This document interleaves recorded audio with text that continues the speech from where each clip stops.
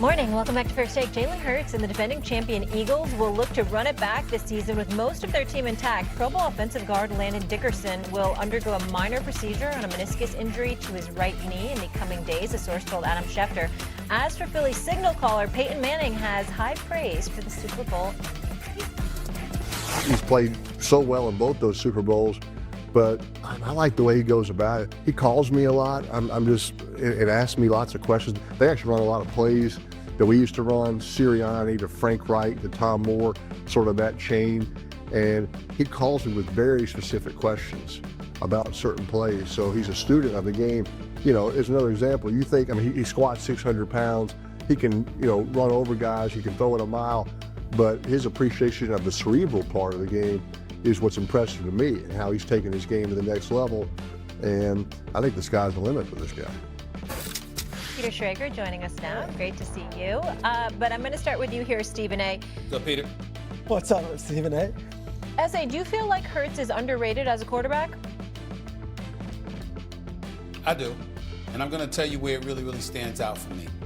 Do y'all know that Coach Nick Sirianni has been coaching the Philadelphia Eagles 4 or 5 years or so now, right? You know he's had four different offensive coordinators in the last 4 years. 4 different offensive coordinators in the last 4 years. 4 different play callers. And yet Jalen Hurts, working under those conditions, is 43-12 as a starting quarterback, including the postseason over the last 3 years. So what that tells me is that no matter the situation, no matter the circumstances, no matter the adversity, whatever the case may be, he figures it out. And when you have somebody as great as Peyton Manning talking about your football IQ, your intellect, your passion to learn, and to be above the crowd up here, not just in your physical performance, I think that's something that we have to hold on to. Never mind the fact that he's got Saquon Barkley in the backfield, and he's got A.J. Brown and Devontae Smith and Goddard out there to throw the football to. And an offensive line, by the way, that's considered one of the best in the National Football League. But his intellect continues to ascend. And when that happens, and you figure out a way, no matter the circumstances, and when the record has shown that no matter who's there for you to answer to call plays for you, to evolve an offense around you, you adjust to win 78% of your games. I'm sorry, ladies and gentlemen, we should be talking about Jalen Hurts in a far more complimentary fashion than we have. I don't think we have, which is why I think underrated applies. Fair. I think if we were to do a top 10 poll of the best coaches in the NFL, I don't know if Nick Sirianni makes that list. And yet, he is the best coach for that Philadelphia Eagles team and what they need in that city and what they do. I feel the same way about Jalen Hurts. We could rave about him and how cerebral he is. Are you taking Jalen Hurts over Patrick Mahomes? Probably not. Josh Allen? Probably not. You go down the list. Jaden Daniels? Probably not. Justin Herbert? That one was controversial a couple of weeks ago. You might say, look at the postseason. If you're just picking a quarterback who you want under center, you still might go Herbert over Hurts, even with the postseason success and failures. But for the Philadelphia Eagles, that cat is the guy. And for that city, he is the guy.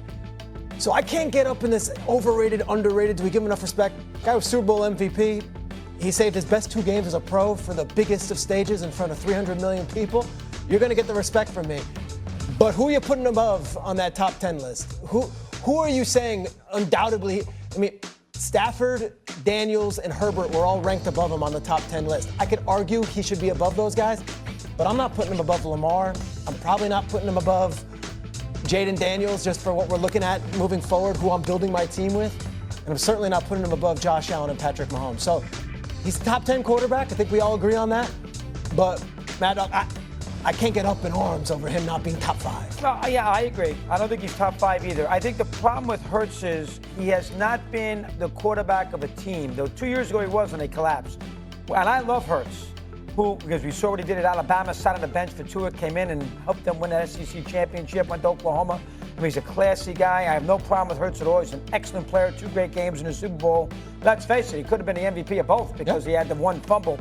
But the problem with Hurts is if you're going to evaluate it fairly, I don't know.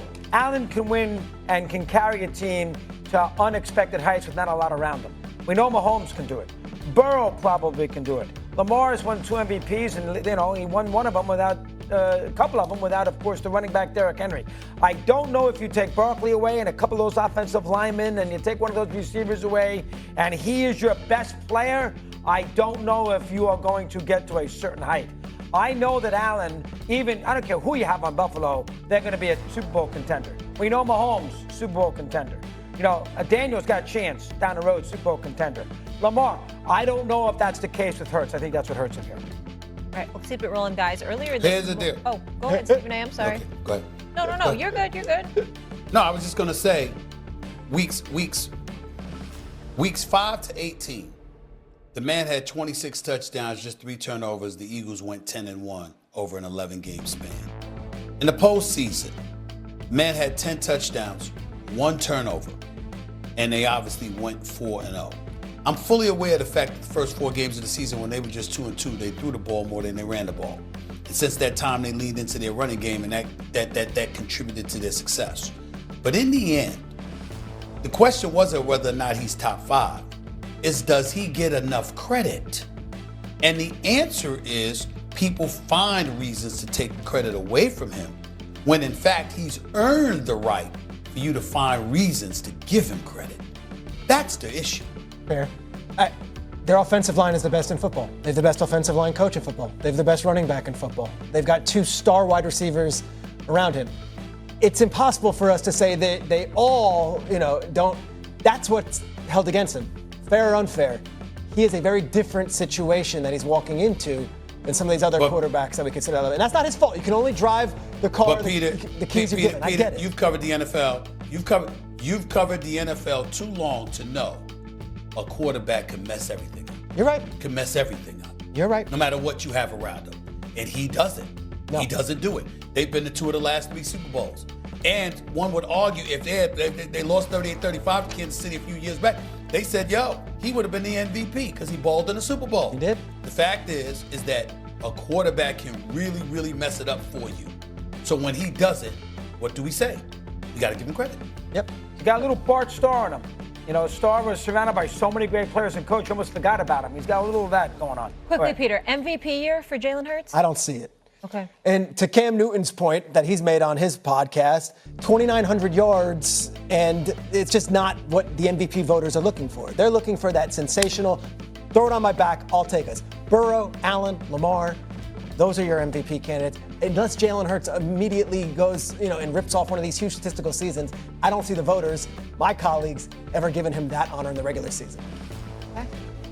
All right, coming up here on First Take, someone here is not concerned at all about Micah not being on the field for Dallas for Week 1. The same can't be said for an Oscar winner.